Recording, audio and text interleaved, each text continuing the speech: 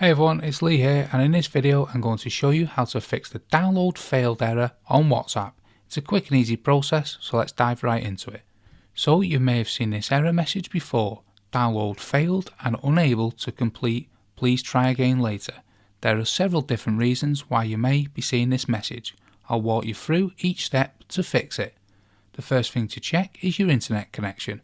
So open up Safari or Chrome and type in speed test to run a quick speed test.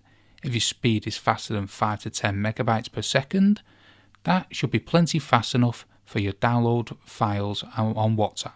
If your internet connection is slow, you can try toggling off your Wi-Fi and switching to cellular data, which might be faster. The next step is to make sure your date and time is set to automatic.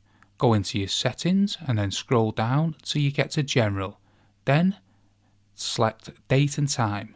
Make sure the date and time are set to current time, as having an incorrect time could cause WhatsApp not to be able to download messages or files. If you've gone through these steps and still experiencing issues, go to the settings and then select cellular or mobile data. Make sure your data is toggled on and then scroll down to see if WhatsApp is listed. If it is, ensure that is toggled on as well, as toggling it off won't allow WhatsApp to download or use any files. The final step is to actually offload WhatsApp and then reinstall it. To do this, go to the settings, then select general, followed by the iPhone storage. Scroll down until you find WhatsApp and then select it. Offload the app and then reinstall it. This will reset the core system files on the app, and that should fix any bugs that you may have been causing the download failed error.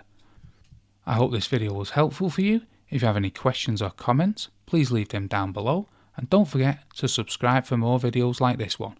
Thanks for watching, and I'll see you in the next one.